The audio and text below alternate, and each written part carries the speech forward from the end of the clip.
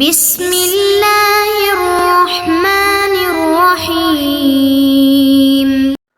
اعوذ باللہ من الشیطان الرجیم، بسم اللہ الرحمن الرحیم وبہ نستعین۔ ہماری گفتگو لمعہ چہارم کے کتاب الجعالہ میں ہے۔ کتاب الجعالہ کے آج کے درس میں یہ آپ کو سنائیں گے کہ عقد جعالہ کرنے کے بعد مالک پھر اس عقد سے رجوع کر سکتا ہے یا رجوع نہیں کر سکتا، یعنی مالک اس عقد کو ختم کر سکتا ہے یا ختم نہیں کر سکتا۔ مالک بمعنی جائل۔ عامل کے لیے تو ہم نے کہا تھا کہ عامل رجوع کر سکتا ہے، مالک کے لیے بھی انشاءاللہ عبارت میں پڑھیں گے کہ کچھ کام ہوا ہے یا ابھی نہیں ہوا۔ اگر نہیں ہوا پھر تو 100% یہ رجوع کر سکتا ہے، اگر کام شروع ہو چکا ہے تو پھر اس میں مالک جتنا کام ہوا ہے اتنی مزدوری دے کے باقی ختم کرنا چاہے تو ختم کر سکتا ہے۔ مزید عبارت میں انشاءاللہ آپ توجہ کریں تو اس موضوع عمل جائلو۔ اب اما تفصیل کے لیے آتا ہے، عامل کی بات بتا دی انہوں نے، آج جو ہے وہ جائل کی بات بتا رہے ہیں۔ فجائزۃ من طرف ہی، یہ عقد جعالہ جائز ہے جائل کی طرف سے بھی، لیکن قبل تلبس بالعمل، ابھی عامل اس عمل میں شروع نہ ہوا ہو تو یہ ختم کر سکتے ہیں۔ اما بعد تلبس، لیکن اگر عامل صاحب کام شروع کر چکا ہے تو پھر مالک اور جائل عقد کو ختم کر سکتے ہیں۔ کہتے ہیں فجائزۃ، جی ہاں، پھر بھی عقد کو ختم کرنا چاہے تو کر سکتا ہے، لیکن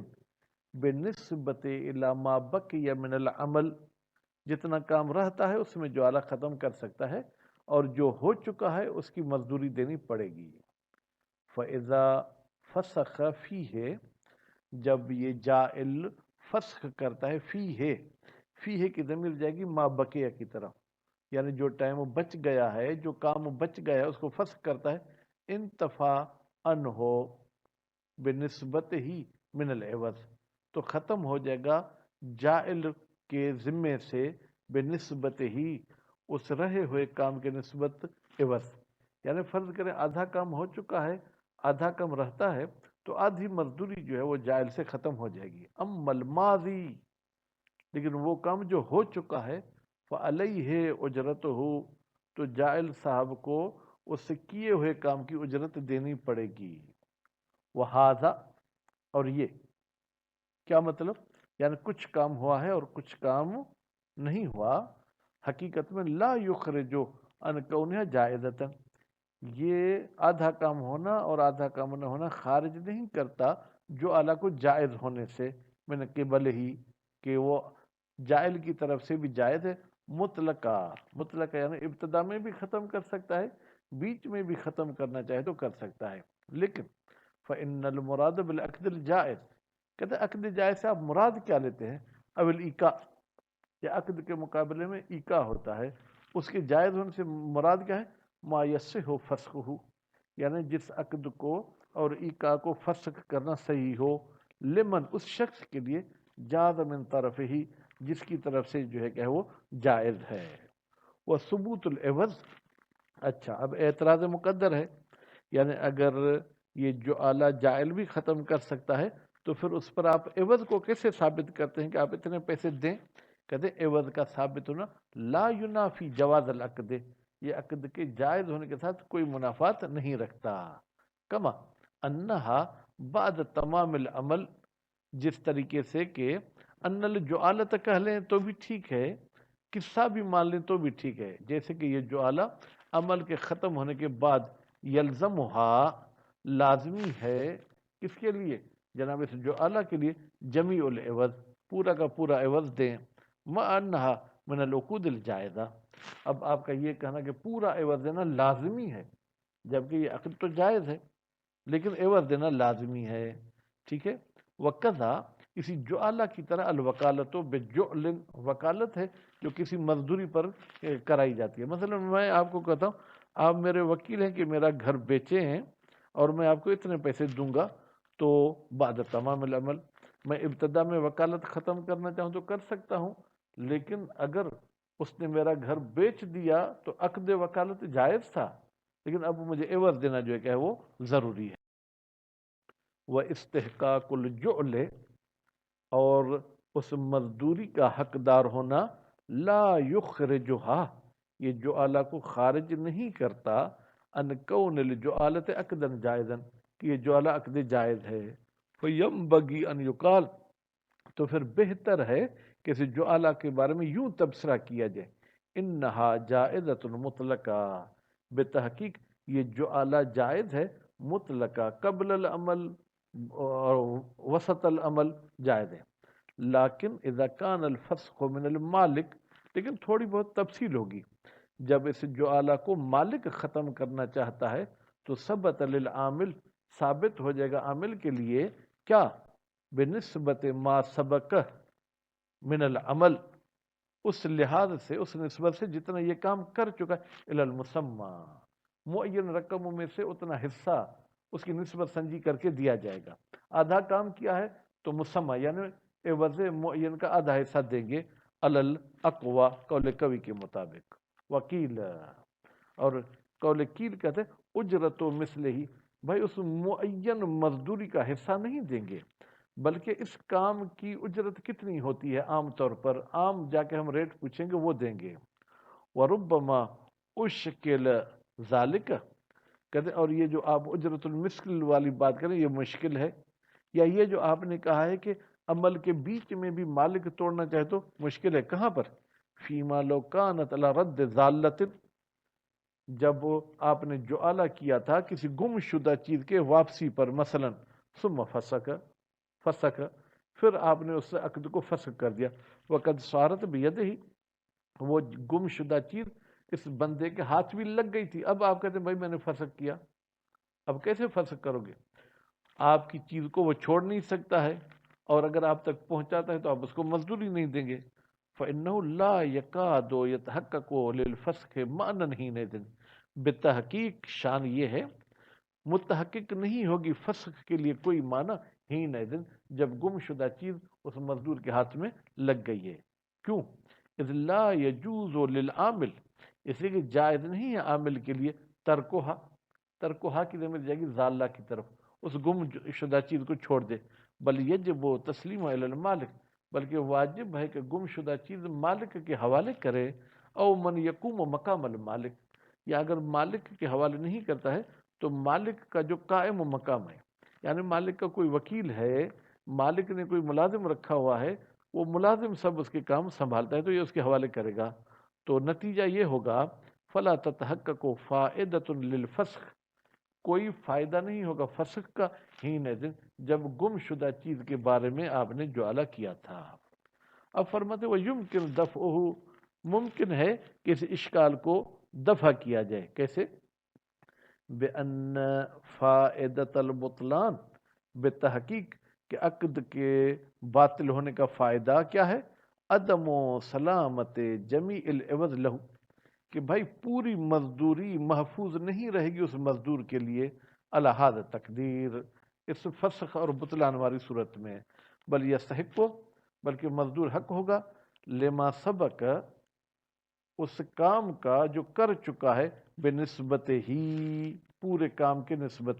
وَيَبْقَ لَهُ فِيمَا بَعْدَ ذَلِكَ، اچھا وہ کام جہاں پر فسخ ہوا تو اس کو مزدوری اتنی ہی ملے گی، اس سے فسخ ہونے کے بعد بھی یہ کچھ کام کرتا ہے، جنگل سے وہ مثلا گم شدہ چیز لا کر اس کے ہاتھ میں دیتا ہے، اجرت المثل، اب اس کے لیے جو کہا اجرت المثل، اس کے لیے وہ معین مزدوری نہیں دی جائے گی، علامہ یعملہ، ٹھیک ہے، وہ کام جو انجام دیتا ہے یہ مزدور، الا ان یتسلمہ المالک، یہاں تک کہ اس گم شدہ چیز کو مالک آ کے لے لے، وہ کون سے کام ہوتے ہیں؟ حفظہ عندہ، بھائی وہ اس جانور کو، اس گم شدہ چیز کی حفاظت کرتا ہے اپنے پاس، ونحو الحفظ، اگر وہ جانور ہے تو اس کو گھاس دیتا ہے، پانی پلاتا ہے، اذ لا یجب علیہ، اس لیے کہ واجب نہیں ہے مزدور پر، ہین اذن، جب جعالہ باطل ہو گیا، ردہ علی المالک، کہ وہ اس چیز کو مالک کے حوالے کرے، نہیں، مالک کے حوالے کرنا واجب نہیں، تو کیا واجب ہے؟ بل تمکین ہو، بلکہ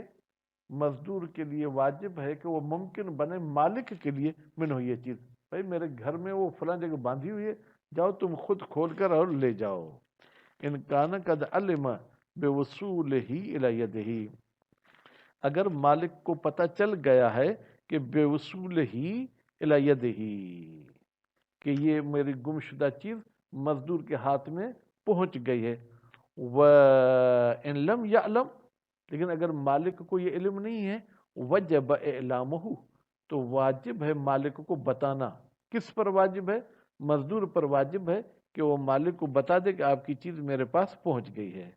وَلَوْ رَجَّعَ الْمَالِكُ، اگر مالک صاحب رجوع کرتا ہے فیہا، اس جعلہ میں، قبل العمل، عمل سے پہلے، پھر تو او فی اثنائہ، یا عمل کے بیچ میں جو ہے کہ وہ رجوع کرتا ہے کہ بھائی میں جعلہ ختم کرنا چاہتا ہوں، اب کیا ہوگا؟ آیا وہ مزدور جو ہے وہ مزدوری کے کام کو جاری رکھے گا یا اس کو چھوڑ دے گا؟ کہتے ہیں اس کی دو صورتیں ہیں، مزدور کو علم ہوا ہے کہ اس نے میرا یہ معاہدہ ایگریمنٹ ختم کی ہے یا نہیں،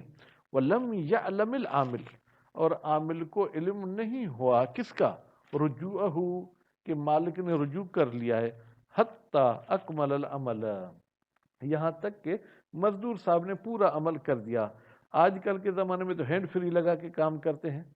مالک نے تو لاؤڈ اسپیکر بھی اعلان کرایا تھا کہ بھائی میری گمشدہ چیز کوئی بھی نہیں ڈھونڈے، لیکن اس کے کان میں کچھ سنائی نہیں دی، اس نے پورا کام کر دیا، فَلَهُ كَمَالُ الْأُجْرَةِ،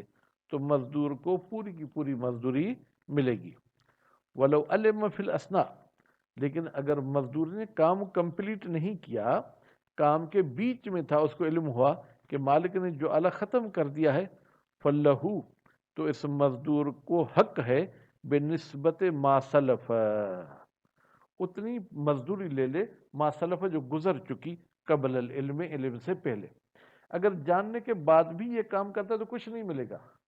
لیکن اگر جاننے سے پہلے جو کام کیا ہے اس کی مزدوری ملے گی۔ وَيَنبَغِي أَن يُرَادَ بِالْعِلْمِ مَا يَثْبُتُ بِهِ ذَلِكَ شَرْعًا، کہتے ہیں کہ علم سے مراد آپ کی کیا ہے؟ فرماتے ہیں بہتر ہے کہ علم سے ارادہ کیا جائے ما، ایسی حالت، یثبت بہ، جس حالت کے ذریعے ثابت ہوتا ہے، ذالک، یہ بطلان ہے جو اعلیٰ شرعی طور پر، مثلا دو عادل آ کے گواہی دیں کہ بھائی تمہارا جو اعلیٰ ختم ہو گیا، یا یہ خود مالک کے منہ سے سنیں کہ اس نے جو اعلیٰ ختم کر دیا ہے،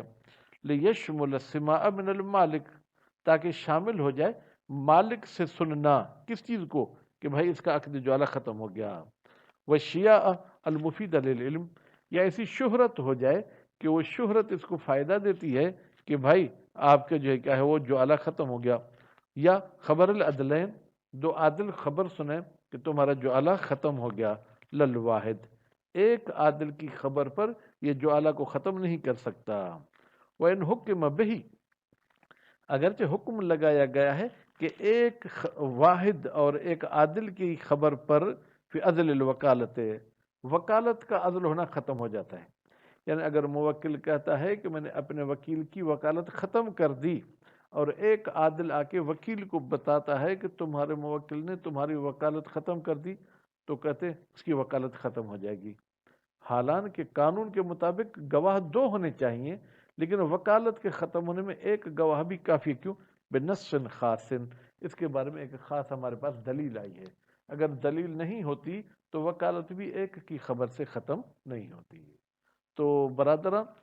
آج کے درس کا خلاصہ کچھ اس طریقے سے ہوا کہ جو اعلیٰ عامل کی طرف سے بھی جائز ہے، مالک کی طرف سے بھی جائز ہے،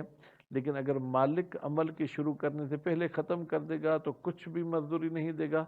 اور اگر عمل کے بیچ میں ختم کیا تو جتنا عمل ہوا ہے اتنی مزدوری اس معین رقم میں سے دے گا، باقی نہیں دے گا۔